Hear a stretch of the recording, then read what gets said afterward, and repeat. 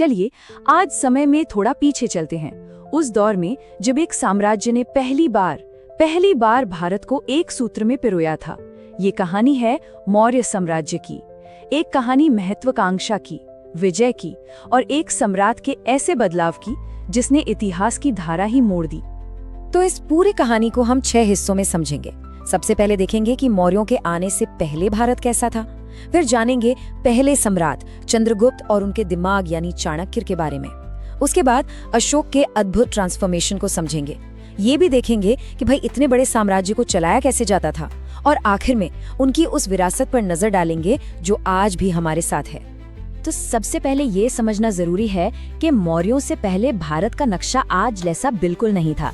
ये एक राष्ट्र नहीं था, बल्कि कई राज्यों और गणराज्यों में बटी एक जमीन थी, एक पॉलिटिकली फ्रैगमेंटेड सबकॉन्टिनेंट। जरा सोचिए, जब विश्व विजेता सिकंदर महान ने भारत में कदम रखा तो उसका सामना किसी एक देश से नहीं हुआ, किसी एक साम्राज्य से नहीं हुआ। उसे यहाँ मिले 28 से भी ज्यादा छोटे बड़े राज्य जो अक्सर आपस में ही लड़ते रहते थे। तो सवाल ये उठता है कि सिकंदर यहाँ सफल कैसे हुआ। देखिए, 3 बड़ी वजहें थी। पहली, कोई एक सेंट्रल पावर थी ही नहीं जो उसे रोक सके। दूसरी, उसकी सेना कहीं बेहतर ऑर्गेनाइज थी। और सबसे जरूरी बात, कुछ भारतीय राजाओं ने ही उसका साथ दे दिया। और इसी वजह से भारत में एक बड़ा पावर वैक्यूम, एक शक्ति शून्य पैदा हो गया।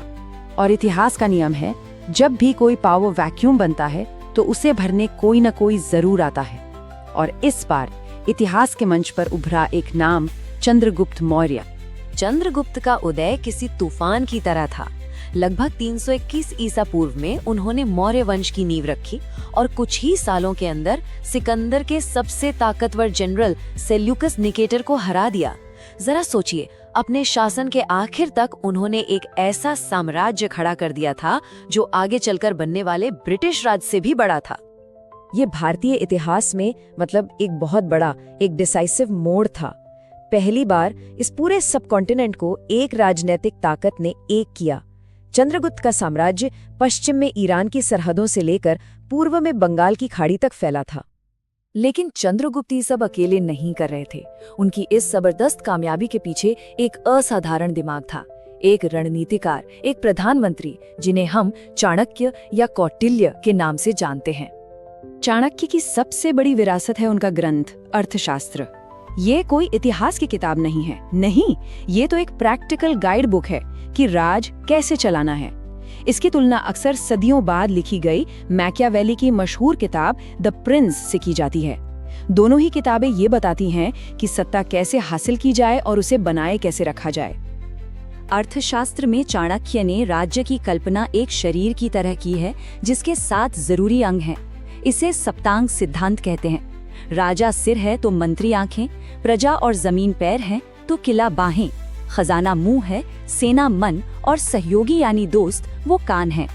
उनका मानना था कि एक मजबूत राज्य तभी चल सकता है जब ये 7 अंग एक साथ मिलकर सही से काम करें।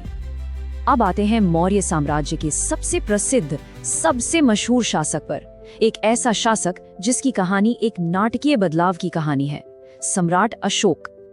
अशोक के शासनकाल की 2 तस्वीरें हैं।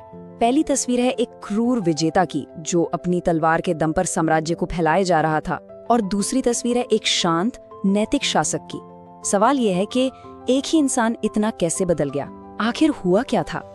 इसका जवाब इस एक तारीख में छिपा है, 261 ईसा पूर्व। ये वो साल था जब कलिंग का भयानक युद्ध हुआ, एक ऐसा युद्ध जिसने सब कुछ बदल कर रख दिया।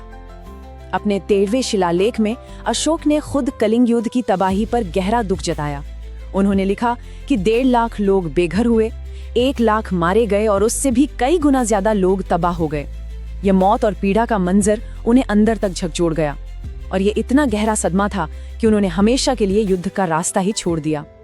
युद्ध के बाद अशोक ने एक नई नीति अपनाई जिसे उन्होंने धम्म कहा। एक बात ध्यान रखने वाली है, ये कोई नया धर्म नहीं था, ये तो सही आचरण का एक कोड था, जीने का एक तरीका। इसके 3 बहुत ही सरल सिद्धांत थे, सहिष्णुता, उदारता और करुणा। और इसी संदेश को उन्होंने अपने पूरे साम्राज्य में फैलाया। तो सवाल ये है कि इतने बड़े, इतने डाइवर्स साम्राज्य को आखिर मैनेज कैसे किया जाता था। चलिए मौर्य के एडमिनिस्ट्रेशन पर एक नजर डालते हैं।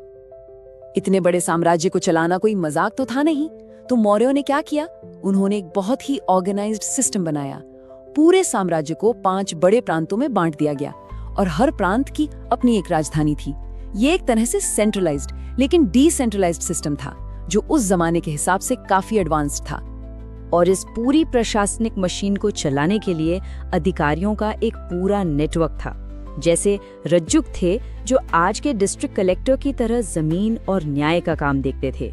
सार्थवाह थे, जो व्यापारिक काफिलों के लीडर होते थे, जो कि इकोनॉमी के लिए बहुत जरूरी थे। और नागरिक थे, जो शहरों का एडमिनिस्ट्रेशन संभालते थे। चलिए अब बात करते हैं मौर्य साम्राज्य की उस विरासत की जो सिर्फ किताबों में नहीं बल्कि आज भी हमारे चारों तरफ मौजूद है। एक ऐसी विरासत जो पत्थर में उकेरी गई। मौर्यों की कहानी हम तक इतनी साफ साफ इसलिए पहुंची क्योंकि अशोक ने इसे पत्थर पर लिखवा दिया। उन्होंने अपने धम्म के संदेशों को पूरे साम्राज्य में बड़े बड़े स्तंभों और चट्टानों पर खुदवाया। प्राकृत भाषा और ब्राह्मी लिपि में लिखे ये शिलालेख इतिहासकारों के लिए किसी खजाने से कम नहीं हैं। ये हमें सीधे अतीत से जोड़ते हैं।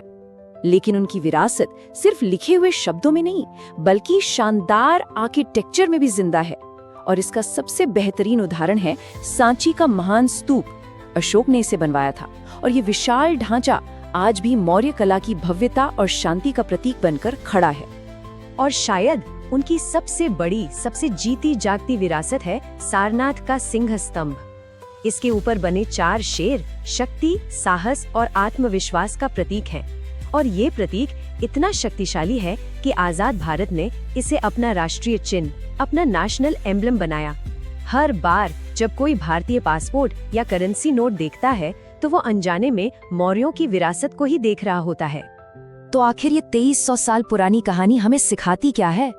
चंद्रगुप्त की सबको एक करने की जिद से लेकर अशोक के करुणा से भरे शासन तक, ये कहानी हमें याद दिलाती है कि सत्ता सिर्फ जीतने के बारे में नहीं है, बल्कि इस बारे में है कि आप शासन कैसे करते हैं। ये हमें एकता की ताकत और नैतिकता के महत्व के बारे में सोचने पर मजबूर करती है। ऐसे सवाल जो 2300 साल बाद भी उतने ही जरूरी हैं।